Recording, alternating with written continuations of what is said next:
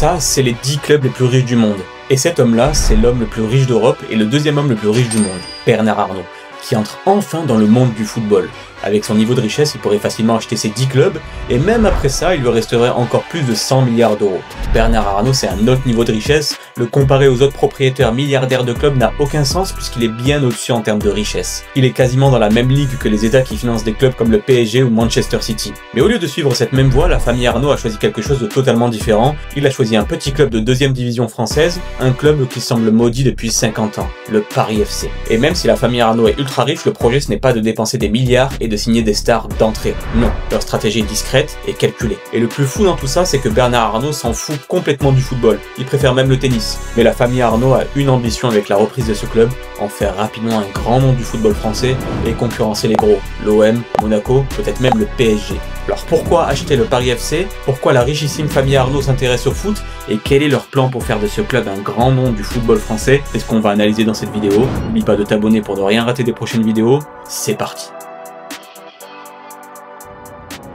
Novembre 2024, le géant mondial du luxe LVMH, à l'origine de tout ce qui est chic et prestigieux, annonce soudainement une nouvelle acquisition. Mais cette fois, ce n'est pas une maison de couture ou un parfum haut de gamme. Non, cette fois c'est un club de football. Un club oublié, discret au cœur de Paris, le Paris FC. C'est le 9 octobre dernier, scoop, l'équipe, l'arrivée au PFC de la famille, je dis bien de la famille Arnault, hein, c'est la famille qui s'investit.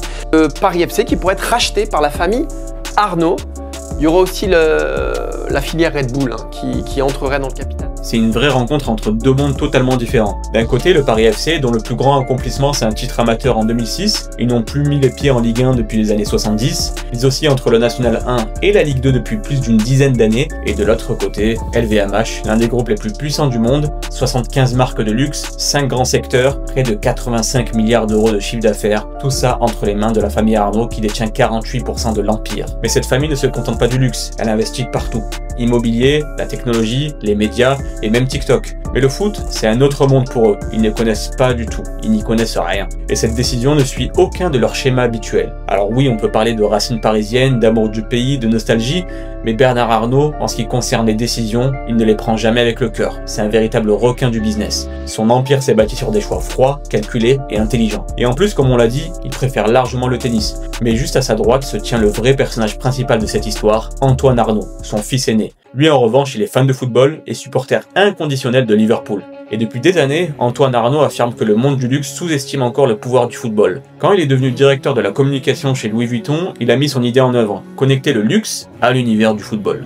Et une fois qu'il a pris les rênes de la communication de tout LVMH, le luxe n'a pas juste commencé à collaborer avec le foot, il l'a totalement conquis de A à Z. La stratégie d'Antoine d'allier le luxe et le football a été un succès, alors LVMH a mis les gros moyens, et en 2023 ils sont allés encore plus loin. Partenaire premium des Jeux Olympiques de Paris 2024, contrat de 1 milliard d'euros sur 10 ans avec la Formule 1 et désormais le football. Mais contrairement aux pays du Golfe, Antoine ne veut pas imiter leur stratégie en dépensant d'énormes sommes, en s'achetant des stars dès le début, pas de strass ni de paillettes, non. La famille Arnault a un plan plus mesuré, plus malin, et il ne sera pas seul pour l'exécuter. Parce que je le rappelle, même si le fils Arnault aime le football, ils n'y connaissent rien à la gestion d'un club professionnel. Alors Antoine Arnault s'allie à un autre géant, l'empire Red Bull. Red Bull donne des ailes. Lorsque le rachat du club a été officialisé, Antoine a précisé que la famille ne gérerait pas du tout l'opérationnel, c'est pas leur secteur. Eux, c'est des pros de la gestion d'entreprise, de la finance d'entreprise, mais la gestion footballistique, ce n'est pas du tout leur domaine. À la place, le Paris FC rejoint les rangs de l'un des groupes les plus puissants du sport mondial, l'empire Red Bull. Les deux géants se connaissent déjà en réalité, puisque LVMH est partenaire de Red Bull Racing en Formule 1 depuis près de 10 ans. L'histoire de Red Bull dans le sport remonte à 1985, avant même le lancement de leur fameuse boisson énergétique que tout le monde connaît aujourd'hui. Et aujourd'hui, Red Bull possède ou contrôle des clubs dans au moins 6 disciplines sportives et pèse plus de 4 milliards d'euros en actifs sportifs. C'est colossal. Et dans le football, Red Bull supervise déjà le RB Leipzig en Allemagne, le Red Bull Salzbourg en Autriche, les New York Red Bulls, le RB Bragantino au Brésil, et ils sont même devenus actionnaires minoritaires de Leeds United. Et maintenant, le Paris FC. Et maintenant en France, ils vont plus loin. Une part plus importante du capital, un siège au conseil d'administration, et surtout un plan précis pour remplacer progressivement le président actuel Pierre Ferracci par Antoine Arnault d'ici 2027. Et c'est là que tout s'accélère. Le Paris FC intègre la machine Red Bull. Et la stratégie de Red Bull en termes de football est très bien calculée. D'un côté, la formation, avec le vivier colossal présent à Paris qui constitue aujourd'hui le vivier le plus important du football européen, et avec l'aide de Red Bull, le cœur de la stratégie du PFC sera de construire le meilleur centre de formation en France, comme l'a déclaré Antoine Arnault.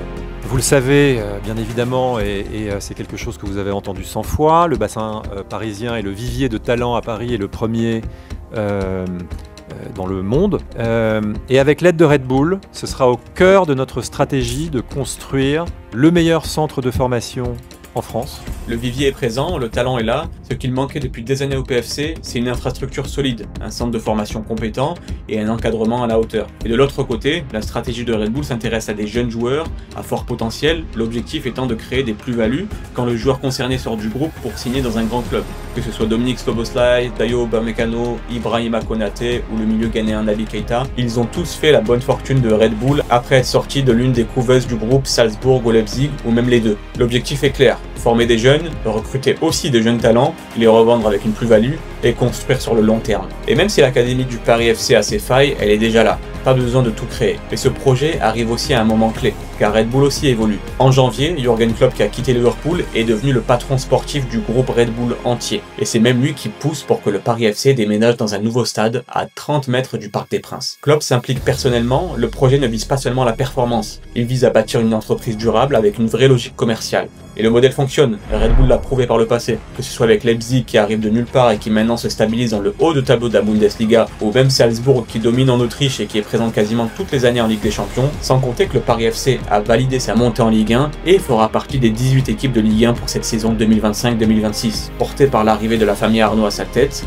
le club parisien prévoit un budget record de 120 à 130 millions d'euros pour la saison 2025-2026, dont 60 à 70 millions d'euros qui seront consacrés à ce mercato. C'est colossal pour un club qui vient de monter en Ligue 1. Avec cette puissance financière, le PFC va devenir un acteur majeur du mercato estival derrière les grosses équipes françaises que sont le PSG, Marseille et Monaco. Les premières recrues ne se sont pas fait attendre, comme Noah Sangui et Moses Simon, qui témoignent de cette ambition nouvelle. Antoine Arnaud et Red Bull suivent de près les profils ciblés, cherchant à trouver un équilibre entre jeunesse et expérience. Le Paris FC n'est pas là pour faire du buzz, il joue la carte de la patience, de la cohérence, et Antoine Arnaud n'a aucune intention de déclarer la guerre au PSG. Déjà parce que Nasser Al-Khelaifi, président du PSG, et Antoine Arnaud entretiennent de bonnes relations. Le patron qatari avait même invité le fils de Bernard Arnault et son épouse à l'inauguration du campus PSG à Poissy en novembre dernier. Et lui aussi, Antoine Arnaud, vient régulièrement au Parc des Princes assister au match du PSG. Le Paris FC ne sera pas tout de suite un concurrent du Paris Saint-Germain, mais au moins la capitale française pourra se vanter d'avoir enfin son derby, à l'image des autres grandes villes européennes, Londres, Barcelone, Milan. Pour le champion de France, tout ce qui permet de renforcer la compétitivité de la Ligue 1, c'est positif pour le football français.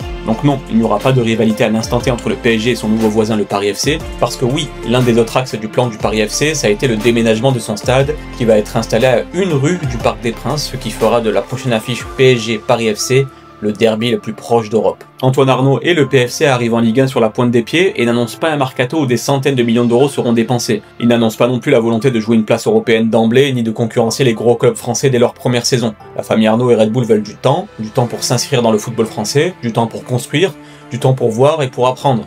L'Empire Arnaud ne veut pas non plus jouer les petits bras et viser le maintien. Mais pas de folie, pas de star, le vrai boulot se passe à Orly, dans le sud de Paris, avec un budget maîtrisé, des jeunes formés au club, des profils type Ligue 1 ciblés, Moses Simon, Benjamin André, et des potentiels paris. Un nouveau stade, plus de visibilité, plus d'investissement, mais surtout une identité différente de celle du PSG. Un club local, de formation, proche de la communauté, pas une marque mondiale, mais un projet cohérent se dessine. Et franchement, avec la famille Arnaud d'un côté et Red Bull de l'autre côté avec Jürgen Klopp, ça peut être le combo le plus effrayant du football français depuis très longtemps. Mais ça, il n'y a que l'avenir qui nous le dira. C'était Top Foot, n'hésitez pas à vous abonner, liker, commenter et partager la vidéo, ça m'aide énormément. Dites-moi en commentaire comment vous voyez le PFC dans les prochaines années et si vous avez d'autres idées de vidéos, je suis preneur également. Et sur ce, je vous dis à très vite. Ciao les amis.